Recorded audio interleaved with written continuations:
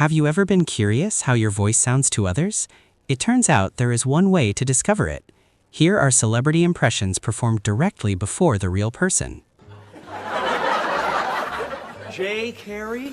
Oh my gosh! Great to see you. When did you grow into a man? Well, I started growing in high school and stopped. Right around here.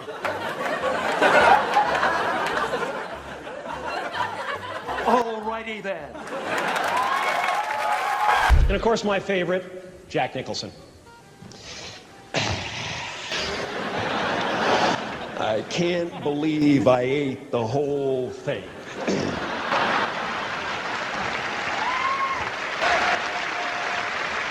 In this upcoming moment, Jack Black humorously performs his take on Jason Momoa while speaking in an interview about the Minecraft film. Brother, I just like to get on my hog, take it across the universe, and make it back in time for some pokey and just chill. Couple brouhahas and we're on our way. I have that voice. Annunziato. Mandalaro galagisto. No, don't. Start saying his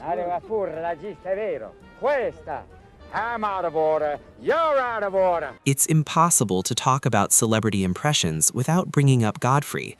In this segment, he takes the chance to perform his version of Jason Statham right in front of him. I want Jason Statham to be, I want you to do a movie, because I said sometimes when I'm watching a Jason Statham movie, I can't hear his voice. It's so fucking low, you know? And so I said, I think you should make a movie called The Librarian. You know? And then Jason Statham comes up and goes, I told you guys to be quiet. And you're still talking. Was that all right? Oh! Everyone already recognized Bryan Cranston's range as an actor, but nothing really prepares you for his impression of Kevin Hart. What? What? No! Man, come on! His hands. Come on, man. At times, you don't truly understand how someone sees you until they imitate you. Kevin Hart and Dwayne Johnson found that out the hard way when they started doing impressions of each other one after the other. If I could be a fireman, that would be cool. Fireman. That's me. I'd love to be a fireman. Are you going to eat that pudding? I'm Kevin Hart, right? Mm-hmm. Right, in high school. Okay, yeah. Hey, everybody, hey, girl. Hey, girl. No, she ain't hear me. She ain't hear me. Hey, what's up, money? No, he ain't seen me. Come on. Oh, come on. Hey, Miss Johnson. Yeah, I'm gonna do good on that test. Yeah. It's probably time to start treating comedy like a high-risk sport, and the perfect example is Eddie Murphy. Sammy, you are truly the undefeated champion.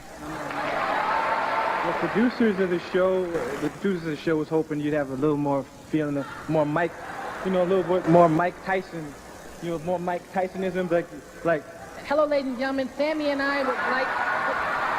For years, Jim Breuer has built a reputation for mimicking some of the biggest names with striking precision, so it was almost surprising no one ever turned the tables on him until the moment he ran into Jason Sudeikis during an interview, and his response is unforgettable. Mindset is like, Jim Breuer was talking about you on his podcast. So I'm like, oh my gosh, and he sends me a little clip, and you're on there, and you're like, now there's this guy, and he's on TikTok, and he does I'm not gonna do it justice, but he does Chris Rock, white guy does Chris Rock, and he does Sebastian Maniscalco, and then you did an imitation of me, doing an imitation of Manis. Have you heard about this? 20 years ago, Jim Breuer would come ringing the doorbell. He'd be like, hey, it's Jim. Come here, Jim. Come here. Now we're going to do a double. Now I'm doing Trump. We're doing Trump, doing Jim, doing me, doing Sebastian. And we're doing it so strongly. Look at that. He gave me some pretty good advice about working with Mike. Isn't this brave?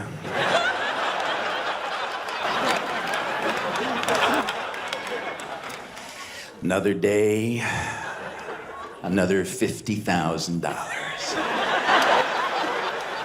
No, Jack said the one thing about Nichols is he's a comic. The bastard's always laughing. It's like working with a damn clown in a director's chair. Some impressions are entertaining, and then there are those that become unforgettable, like when Jamie Foxx portrayed Barack Obama at his inauguration before a crowd of 1.8 million people. President-elect said to the American people, and he said it very smooth and calmly, he said, if there's anyone who still doubts that America is not a place where all things are possible, tonight is your answer.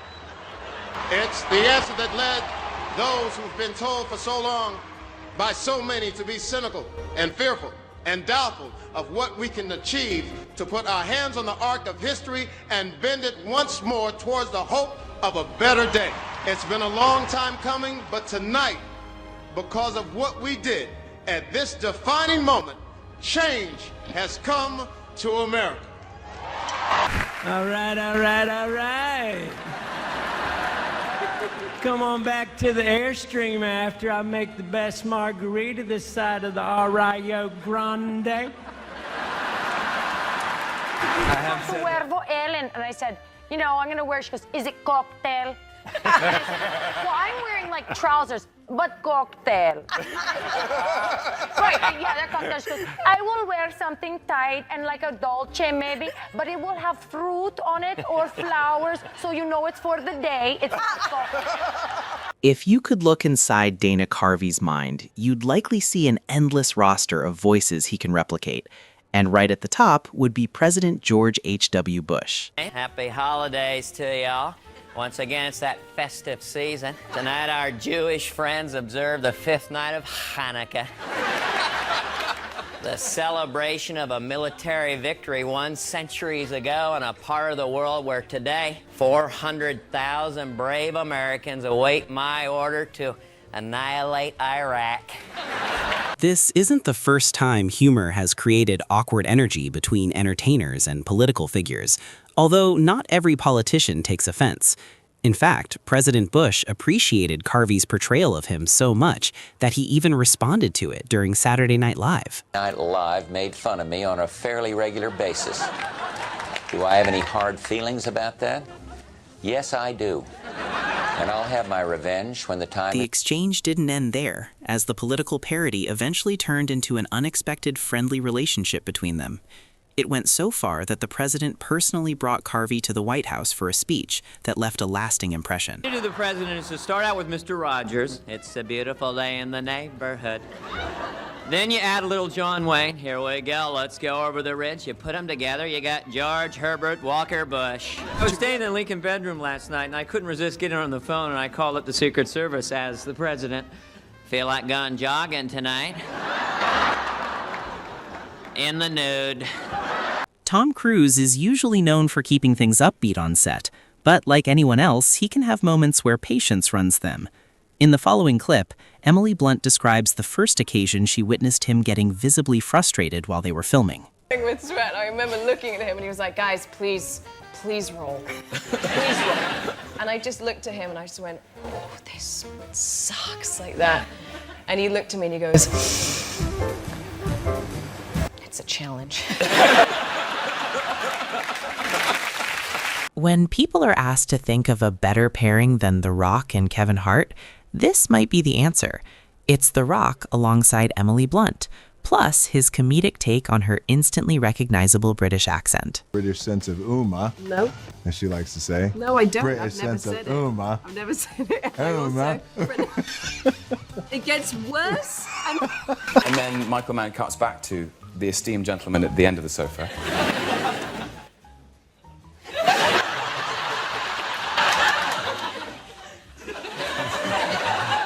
What if you do got me boxed in? I'm not gonna put you down. Living face to face. Yeah. But I will not hesitate, not for a second. That's my... Christopher, I can't believe you made it. Wow. When's the last time I saw you, Stanley? It's my brother John's wedding 15 years ago. That wedding was so nuts. I recall we stole the ice sculpture. I wonder what happened to it. I don't know. It probably melted. Most impressions tend to collapse the moment they're compared side by side with the original voice, but that isn't the case here. Matt Friend was brought onto a call with Howard Stern, and the similarity was so strong it felt almost uncanny. Howard Stern impression. How are you, by the way? Robin, you look beautiful, right? Why, thank you. Right. Is this still f***ing you up, Howard? It's fucking me up, right? Yeah, right. Because when I start talking to Robin after you Right. leave, I get crazy, you know. Right. Can we just Right, talk Robin? about this? Can we Yeah, just go talk about ahead. this? Right. Go I just ahead. want to know Go this, ahead. right? Right or wrong, right? Right. Right. Right. Hey, Howard, left or right? Right. Right. Right. Right. Right on red, right? Right. Right. I jerk off with my blank hand, right? Right hand, right. Right. As Matthew McConaughey would say, all right, right? Right. Right. All right. Hey, Matt, wonderful. Impressions may be what he is known for, but his strongest skill is actually connecting with people. Regardless of how well known someone is, Matt Friend manages to find an opportunity to demonstrate his version of their voice. My golly. My name is Matthew Friend. Yes. I'm feeling very good. We're probably the two tallest Jews ever to take the stage. Yeah. Oh, you're Jewish. Oh, my golly. Now that I see you, Oh, I my didn't God. realize on the thing, oh my God, you're 6'4". Yeah, So, yeah. are you 6'4"? 6'4". Can I say? There may be trouble ahead. Yes. I do a throat trill. I do. It's a wide variety of don't blow me in texts. I don't know. It's too much. It's too. Look at you. The way your shoes are shining. I like you. I like this. Very seductive, very sensual. Very nice. Comedy is very hard. Comedy is about women with wonderful hands and a governor in California who talks like this. A man who said, welcome to California. A true American. Now we know. Tom Hiddleston originally tried out for the role of Thor in the Marvel films, but the studio ultimately felt he fit better as Loki instead.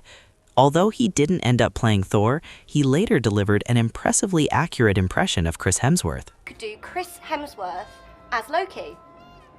Wow. Are you going to have a voice, or should I just do your voice? Because I could do your You voice. should do my Australian me. Yes. Okay. Yes. But with Loki's dialogue. So what's Okay, no, I've Loki's got it, dialogue I've got it. Well. from the trailer? Well, You must be truly desperate to come to I me. can do stuff from Avengers like, I'm Loki, of Asgard, and I'm burdened with glorious purpose. Get going. It's not this simple. This is not your natural state. It's the unspoken truth of humanity that you crave subjugation. The bright lure of freedom diminishes your life's joy. Basically, what I'm saying is. And Great. That is amazing. It's so great, man. Yeah, come on, people. I love this show. I love doing this. It's great.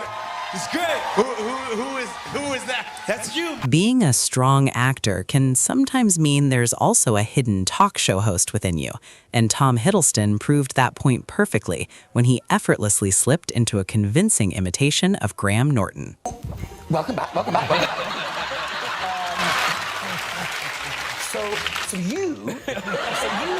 You've never been on the show.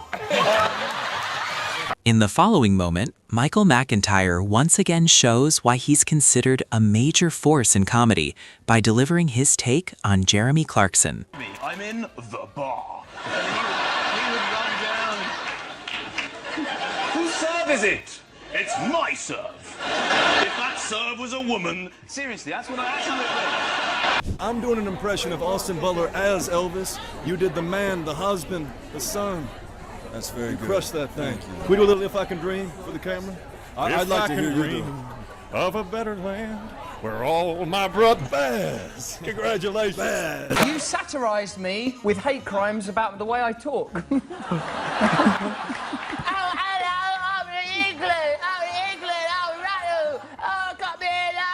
Can I I just say that doesn't sound much different than your first voice. It's very similar. That's what I mean. That's what I mean. And that's what I'm talking about. When you come out, you're very flowy and very high pitched and very outgoing, and you're on move, and you're looking, and you're singing, and you're sexy and unbuttoned and fantastical and beautiful and just stupendous. Of course, babe. Of course. What was that there? What was that there? What was that? That is very good, actually. She is going to trip, please. Yes. Can someone please take care of that for her? You've never heard it. Really good. Reflecting on the careers of Steve Coogan and Rob Brydon, it feels like one part is serious acting work, while the other part turns into a playful rivalry over who can do the best Michael Caine impression. Fortunately, Michael Caine was actually present to see it all unfold in person. About one very special man.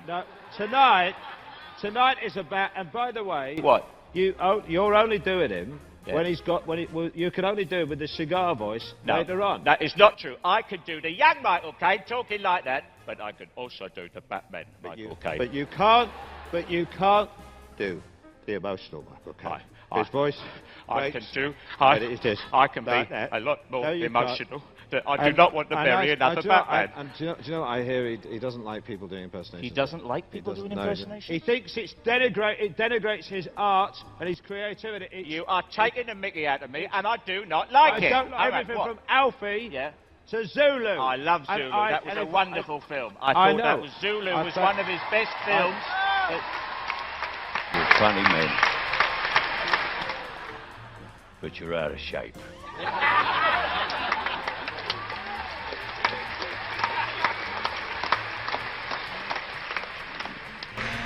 With me, it's a full-time job.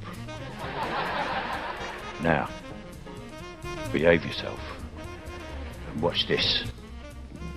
That's a very good Michael Caine. Do I have to sit next to Rami Malek? I mean, his eyes are freaking me out. Dude, stop staring at me, man. I'm sorry, just that people say we look alike. Maybe I don't see it. Maybe if I look a little longer. No, dude. Do a little bit of you, though. Roger Wabbit, Wham Wow, Richmond Common, Waggadley.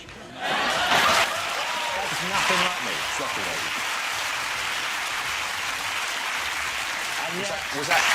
Was that terrible? It was terrible. And also, stay there. I'm enjoying this. Introduce Buddy Taylor. Right. Yeah. It's time for music.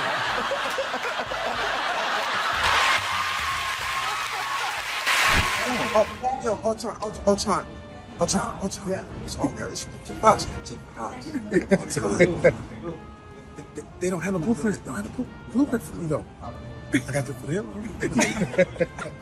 Your Reese Witherspoon impression earlier on. Reese, give us your best Oprah giving out a car. Okay, if it's not the giving of the car, Okay, go on. it's probably something very emphatic with a very low voice about how deep the meaning of life is.